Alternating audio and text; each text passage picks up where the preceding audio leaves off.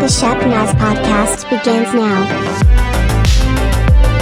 Welcome to the Shepnaz Podcast. I'm Joe, and I'm your host today.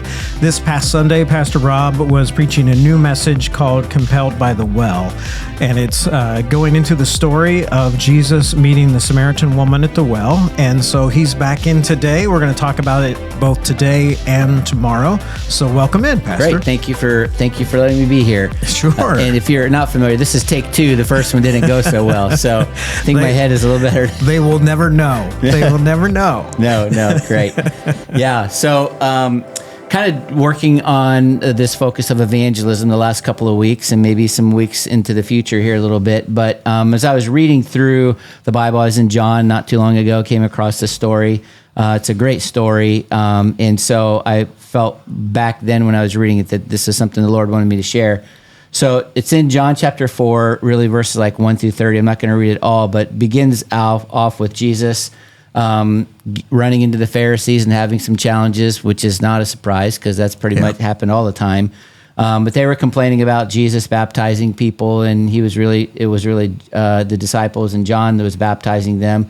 But anyway, it made Jesus feel like he needed to leave the area, and he was actually in Judea and was going to Galilee.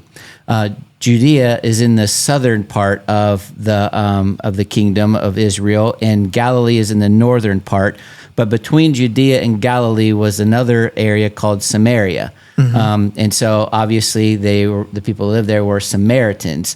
And if you're familiar with the Jews and the Samaritans, they didn't get along at all. They never got along. And it's a very kind of a long history, but a short version of the history is that the nation of Israel was divided into a northern and a southern kingdom. And around 700 BC, the northern kingdom was captured by Assyria. And at that time, one of the things that they used to do was if another country captured another country, they would take the people out and send them somewhere else, and then they'd replace it with their people. Well, as you can imagine, it's probably hard to rid an entire country of everybody. So they took a lot of people out, but there was a lot of Jews that were left in the northern kingdom. And then they imported a bunch of other foreigners into the land to make it more like the Assyrian kingdom. Well, those Jews that stayed in the northern kingdom began to intermarry with the foreigners after a period of time, and they committed what a strict Jew would call it was just a terrible thing. Like they lost their racial purity because they were intermarrying with other people. So the Jews that were in the southern part of the kingdom didn't like the Jews that were in the northern part of the kingdom because they lost their racial purity. They intermarried with other foreigners. So the Samaritans were like, no, or the northern kingdom, we're really Jews, but the people in the southern kingdom were like, no, you're really not. So they had this rift, right? And so eventually what happens is that these people become the Samaritans, and they live in the middle of the land of Israel. Mm-hmm. So you have Galilee on the north, you have Samaritans in the middle, and then you have Judea, which is where the strict Jews were. This was such a big deal that if you were a Jew and you were to intermarry with somebody, it was like they would have a funeral for you. They're like you were dead to them. Like it was that big of a deal. And so this feud between the Samaritans and the Jews grew. I mean, even to say that it was a feud would be more than it would be inappropriate. There was hatred, bitter rivalry. Think Ohio State, Michigan, that's nothing compared to this. They just hated each other. And the other thing that happened is the southern kingdom was also attacked and invaded, and the same thing happened to them that happened to the northern kingdom. But the Jews in the southern kingdom did not intermarry. They kept their racial purity intact. And then eventually in the days of Ezra and Nehemiah, the Jews were able to go back to Israel and rebuild the wall, right? Mm-hmm. So that's the Jews from the southern kingdom are going back to Israel to rebuild the wall that had been torn down. And the Samaritans said, hey, this is awesome. We want to help you. So the Samaritans showed up to help the Jews from the southern kingdom. And the Jews from the southern kingdom said, no, we don't want you. You don't deserve it. You can't help. This is for, pure Jews or whatever. And they sent them away. That added fuel to the fire. And so the other thing that happened then was that the Samaritans couldn't really go to Jerusalem to worship in the temple to offer sacrifices. So they built their own temple in the middle of Samaria on a mountain called Gerizim. And so there was this bitter rivalry with whose temple is the better one, right? I mean, so that's just a couple of things, but these guys, they just hated each other, right? Well, and I guess to that point, since this had been going on for generations, really the people that are going to be involved in this story had no control over what part of the country they had been born into, what family they had been born into, and what their ancestors did or didn't do. Yeah. And so they're just trapped in their circumstances. Right. I mean, it's centuries it had been going on. I mean, it was a long-standing thing. So the story with Jesus starts in verse 3, and it says that, because Jesus was needed to leave Judea and he was going to go to Galilee, here's the problem. Samaria lied between Judea and Galilee. And most Jews would, if you can kind of picture a map, you've got this rectangle. There's Judea in the south, then there's Samaria in the middle, and Galilee. The obvious route would be to go straight up and go right through Samaria into Galilee. That would be the shortest route. Right. But a Jew never went through Samaria. If they were going from Galilee to Judea or Judea to Galilee, they would always go around. And it was harder to go around because what they had to do is cross the Jordan River. So they had to go up north from Judea to the border of Samaria, cross the Jordan River, go up on the other side of the Jordan River in another country, and then when they got to the area of Galilee, they would cross the Jordan River back again near the Sea of Galilee. It was almost double the time, double the route, and it wasn't like they were Ubering or taking a camel; they were walking. So they hated them so much they wouldn't even walk through the town. It would be like the country. If I was in Cincinnati and I wanted to go to Cleveland, but I decided to go through Pittsburgh instead of Columbus. That's exactly it, yes. And it makes so much sense to just stay on 71 and get all the way up. But no, you'd go all the way around 75 and go up and get, that's exactly what they did. So what's interesting then is John says that Jesus had to go, he was in Judea going to Galilee, but John said Jesus had to go through Samaria. Now, John was there. He saw it. He didn't have to go through Samaria. In fact, no Jew would ever go through Samaria. But for some reason, Jesus had to go through Samaria. And I don't know exactly why. I have my suspicions. I'm sure it wasn't that Jesus was in a hurry, because he was never in a hurry, right? It wasn't that he was being lazy. I think what happened is that there was a woman in the middle of Samaria in the town called Sychar that Jesus wanted to talk to. And the reason he had to go through Judea or Samaria was because he knew there was a woman there that he wanted to talk to. Mm-hmm. It's interesting, the Greek word for had to is translated, it was necessary. So in other words, what John says, it was necessary for Jesus on his route from Judea to Galilee to go through Samaria, but it really wasn't. So there was something that was happening. There's another definition for this, the Greek word had, it means to be unavoidably determined by prior circumstance. To be unavoidably determined by prior circumstance. So what I think was happening is that Jesus knew that God was working in the life of a woman in Samaria, and there was this unavoidable prior circumstance that Jesus needed to join the Father in the work that was being done in this woman's life. And so it wasn't an option for Jesus to go around Samaria like typically a Jewish person would. It was necessary for him to go through Samaria because there was a woman there that he needed to join with the Father to do this work. And so I love that part of the story. Yeah.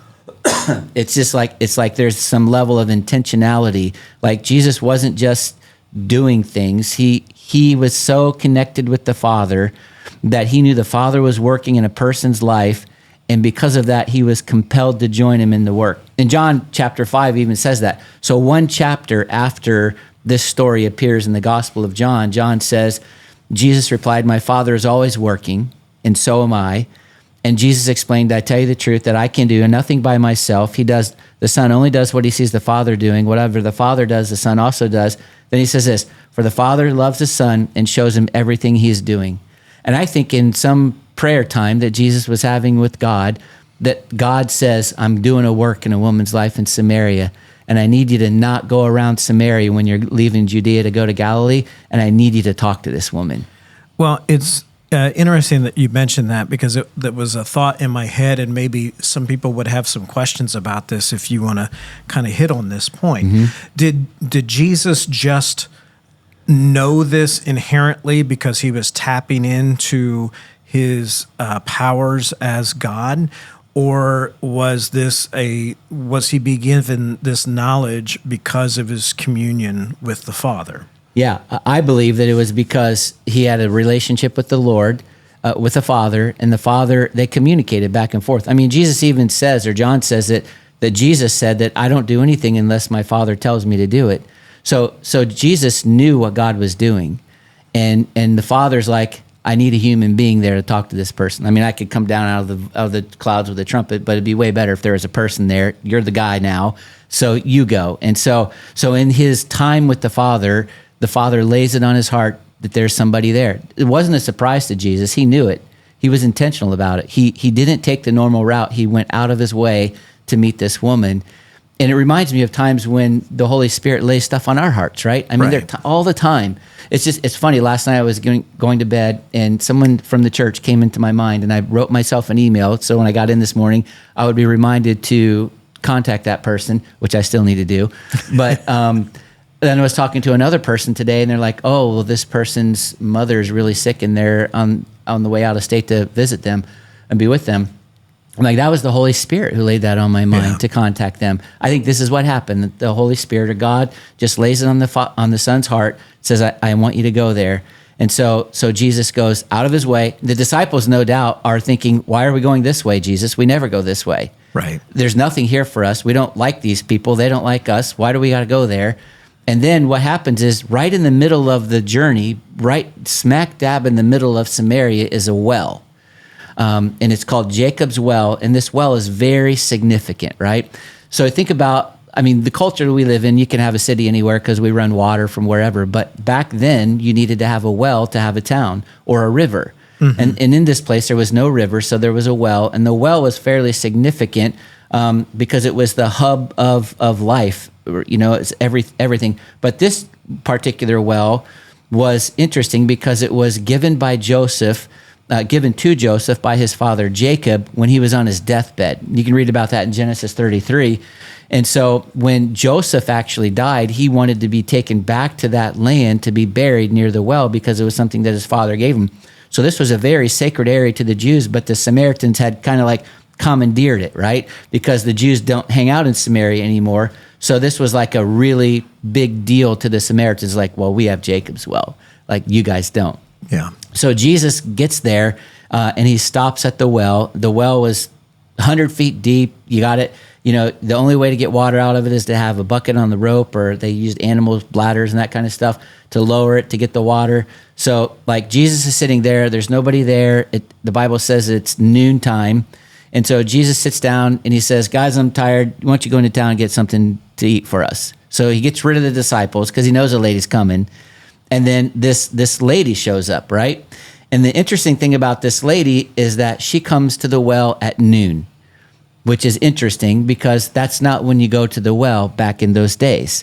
Back in those days, if you were a lady going to the well, you went early in the morning to get the water because you needed the water for the rest of the day. You went there early in the morning because it was still cool and it wasn't hot and it was easier to get it and carry it back and all that kind of stuff.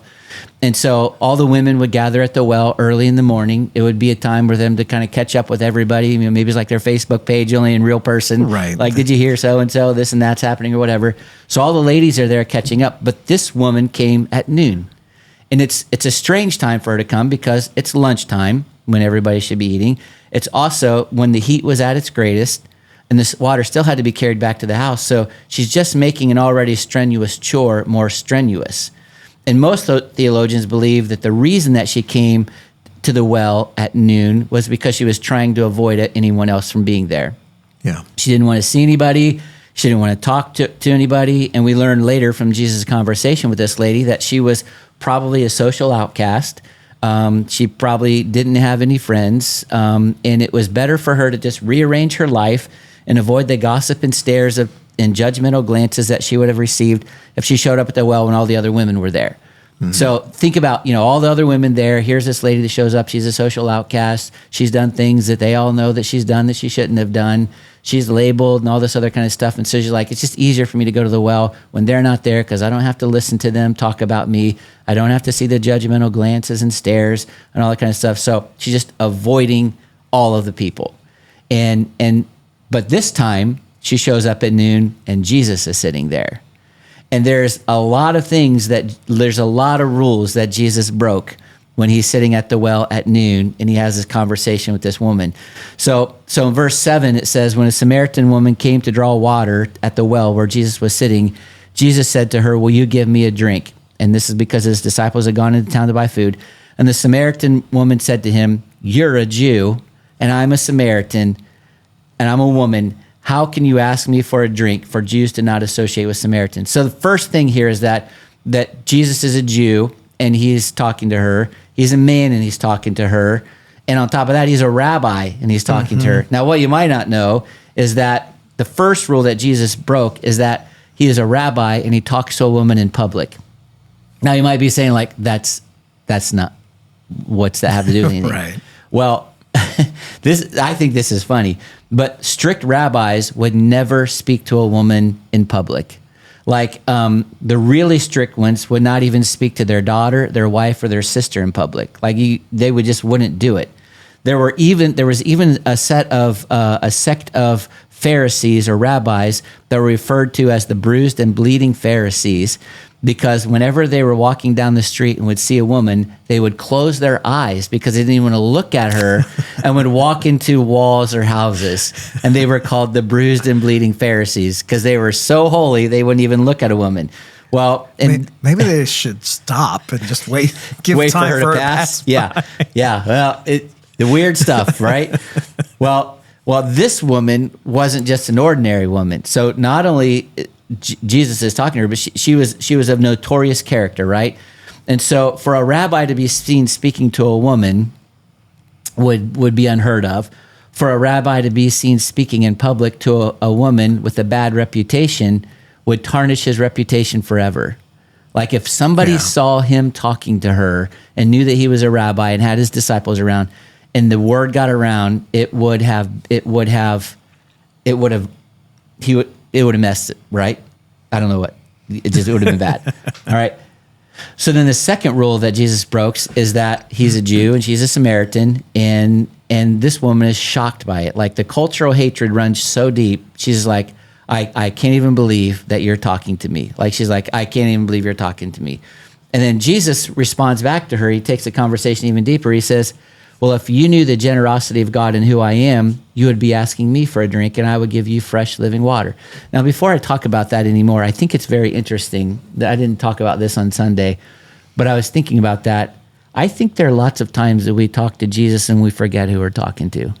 Yeah. Like we talk to him about our problems like they're a big deal to him.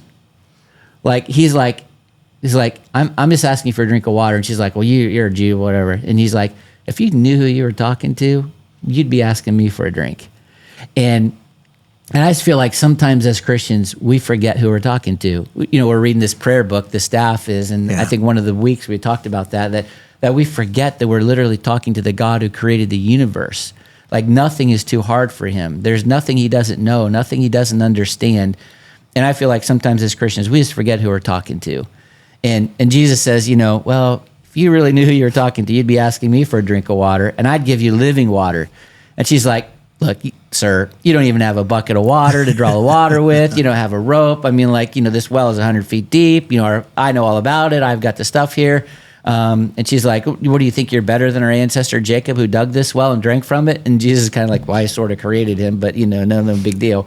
And so what happens here, though, is the woman is taking Jesus' words literally, but Jesus is talking in a spiritual sense, right? Right. I mean, he's not saying, I'm going to give you real physical water that's going to make you live forever. He's talking about something else. So in her defense, though, living water back in those days, if you would say living water, it would mean water that was from a stream or a river that was moving. And that was always considered better water than water that would come from a cistern or a well that was percolating or whatever, because the water was moving and it was just considered fresher. And so even if Jesus is speaking in a physical sense, he was still offering her something better than she was getting from the well, but he wasn't. He was talking about something else. And then, of course, in Jesus' defense, there was no stream around, and she was aware of it, so she should have known that's not what he was talking about. Right. But what I think is happening here is that she's like, this guy seems to be a little bit different than all the other guys, and I'm putting my guard up, and I'm not going to let my guard down, and I'm going to be, I'm going to hold my cards close, right?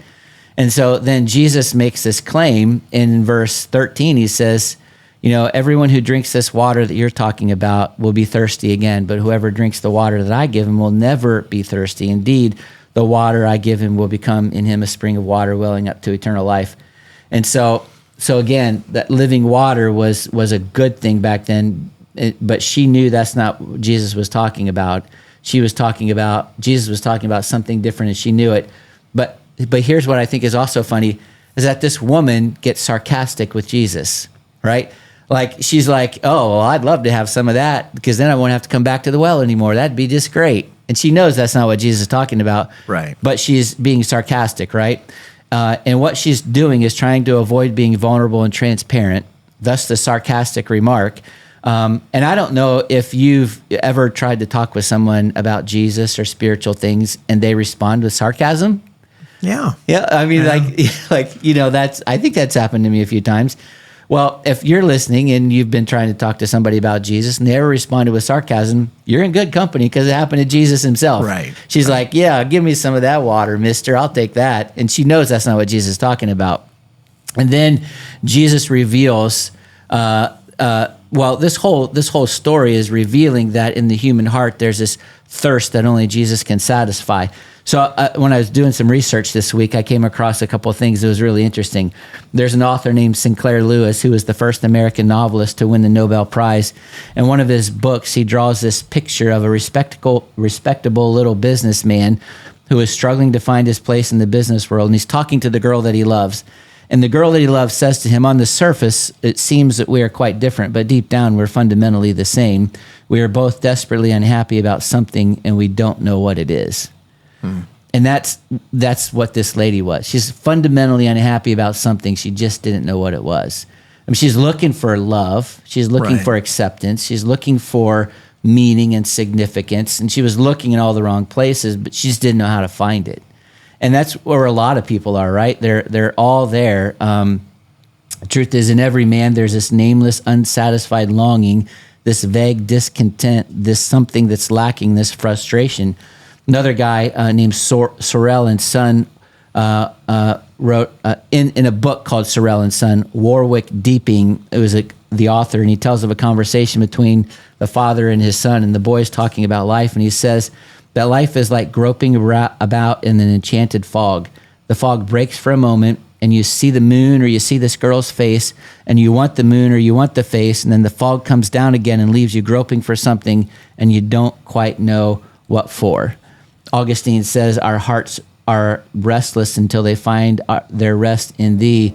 And I think just this lady is a great example, and not even a metaphor, because she's real, for what all of us have in our life, is that we have this unsatisfaction, this discontentment in our soul, and it never ceases to find rest or stop until we find it in a relationship with Jesus. And that's what this whole thing was about, right? And so we've gone quite far into this. I don't know if we were going to take a break. Might as well just, I don't know. What do you? Well, let's go ahead and we'll pull it off for today, and we'll come back tomorrow. You know that we've got a lot more to get into here. And maybe you have those around you that have put up some walls and maybe have put up their defenses. And tomorrow we're going to get a little bit into how Jesus was able to pull those defenses down and talk to this woman and share what she might be able to partake in her life and how it affected her. So if you want to follow everything that's going on with the church, go to shepnaz.org. Also follow us on Facebook, Instagram, and YouTube. For Pastor Rob, I'm Joe. Have a great day. This podcast is a production of the Shepherd Church of the Nazarene, Gahanna, Ohio. Email to podcast@shepnaz.org and let us know what you think.